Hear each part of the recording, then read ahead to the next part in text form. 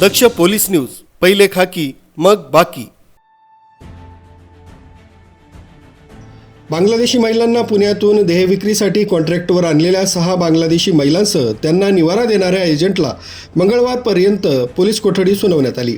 ATS आणि इंदिरानगर पोलिसांनी कवठेकरवाडी पांडवलिनी इथं केलेल्या संयुक्त कारवाईत 6 बांगलादेशी महिलांसह एजंटला अटक केली होती।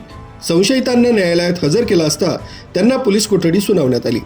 लियाकत कुरेशी आणि शिल्पी मोहम्मद शुकर अली अख्तर उर्फ शिल्पी, सौम्या संतोष नायक उर्फ सुलतान शब्बीर शेख, मुनिया खातून टुकू शेख, सानिया कबीरुल मंडल उर्फ सानिया रौफ शेख, मुक्ता जोलील शेख, शामोली बेगम उर्फ समसू खान सर्व राहणार बांगलादेश अशी अटक केलेल्या महिलांची नावं आहेत। स्थानिक एजंट बॉबी हा फरार आहे, पथक त्याच्या मागावर आहे। परदेशी पासपोर्ट कायदा तसंच परदेशी नागरिक कायद्याअंतर्गत गुन्हा दाखल करण्यात आला।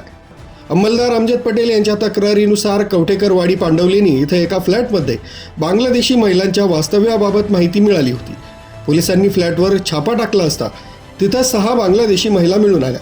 या प्रकरणी पोलीस पुढील तपास करीत आहेत। न्यूज ब्युरो, दक्ष पोलीस न्यूज, नाशिक।